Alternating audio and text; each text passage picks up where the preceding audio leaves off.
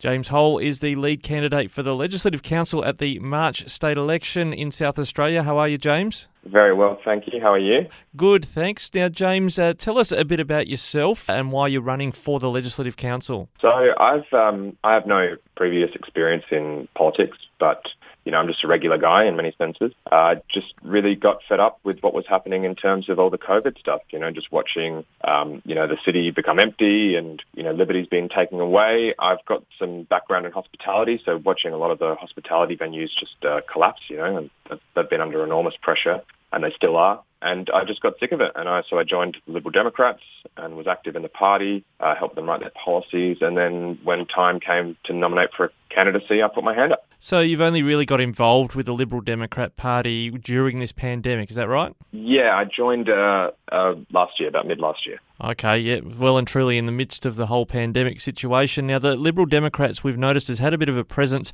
at the protests in Adelaide regarding emergency powers and the like. You've been at a few of those? Yes, I've been to almost all of them as far as I'm aware, all the major ones anyway. Yeah, and were you involved at all at the protest, this convoy of trucks and the like that headed to Canberra for the recent sitting week? Yes, I did. I went to Canberra for the weekend. I left on Friday and came back this Monday, drove up. So I wasn't there, haven't been there for the whole time, but I definitely checked it out this weekend, which was great. Really great experience. Loved it. Right. Well, I've got a fair bit of experience travelling to Canberra myself. I used to work alongside of David Leyonhjelm, who was a Liberal Democrat senator.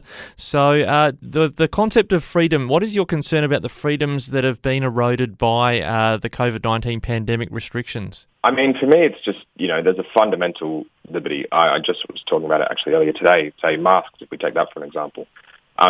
People are like, oh, what is it? It's just a mask. It's not that big a deal. And in a way that's true, but my point is that the government cannot dictate to me what I'm supposed to wear. That's sort of where I drew the line personally in my head, and I'm like, something's not right about this. And then if we look at, more extreme things like lockdowns, I mean, there's no real proof that they've even been all that effective. When you look at countries like Sweden that have gone by just fine without lockdowns, there's no real proof they've been effective, and at the cost of what? To me, it's such a great cost that it's going to be really difficult to sort of get back into where we were pre-COVID. Yeah, and looking at the libertarian platform, because a libertarian's not going to change their spots because of a pandemic. If anything, they've had to be consistent on this front. To the extent of personal freedom goes to, when the government tells you to do things like what you wear, it's largely you would prefer the choice of the individual to be given priority over what the government wants people to do. Exactly. I'm totally happy with the government saying, look, we recommend you wear a mask, or we recommend you socially distance, or we recommend you stay home. That's totally fine. And I think particularly at the start, you would have had a lot of compliance for that because people were quite fearful. But that's really where it should end. I think once you start dictating that stuff, not only is it a terrible precedent to set, you also kind of get this resistance. People who are like, no, I'm not going to do that. And so if there'd been more deaths, if people had done as they liked and had a big party and spread COVID amongst themselves, that's something the LDP would have been happy to live with? I mean, it's always a tough one. When you're talking about, sort of real serious viruses or say a war or something like that, I mean, even a libertarian can sort of permit a little bit more, of a totalitarianism from government in those limited cases. And we're okay with emergency power laws, just they need to be not abused and they need to be transparent, and the members that, the people that are responsible for administering these dictates have to be accountable as well. Well, I noticed just on Friday, Health Minister Greg Hunt at the federal level has kicked along the state of emergency that they need for their involvement in the pandemic for another 2 months until April. The state government here ran into a little bit of a roadblock in the Parliament extending their emergency powers. What exactly do you want done with South Australia's emergency powers?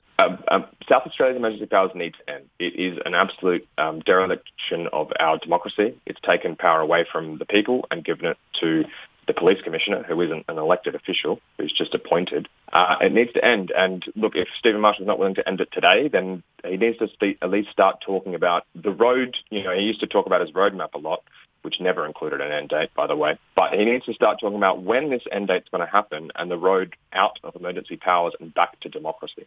So from a Liberal Democrat point of view, would you lean closer to the Liberal or Labor parties in terms of, say, preferencing or what legislation they put forward, or you got a sort of standoffish view on both of them? I mean, honestly, it's really hard for me because it's so hard to tell them apart. They're just so similar. I mean, I suppose fundamentally I maybe have a little bit of a closer alignment to the Liberal Party, but, I don't, not in any real meaningful way. And in some ways, I think it might be better for the Liberal Party itself if they spent a few cycles out of office. Yeah, it's an interesting comment. They spent a fair bit of time out of office already. There'd be a one-term government if they lose this election, which could certainly happen. But to be clear for the listeners, you're looking to be in the Legislative Council, which is the House of Review. So I take it you'd be wanting to take a libertarian stance on any legislation, whichever government puts forward at the next Parliament. That's exactly right. And one of my primary commitments I will make to your listeners is my first priority is to end this state of emergency and to change the laws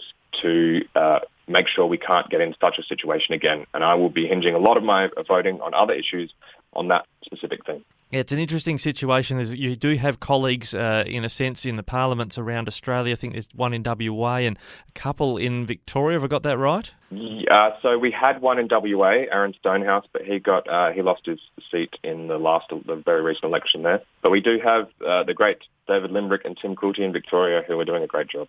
Yeah, and interestingly, during the Andrews government's attempt to extend his emergency powers, I guess we got to see a little bit of an insight to how the LDP would handle themselves. In fact, I think over the vaccine mandate, they refused to even attend Parliament because they disagreed with that mandate, even though in Tim Quilty's case, I know at least, he was vaccinated. Yeah, as far as I'm aware, both Limbrick and Quilty were vaccinated and still are, I suppose.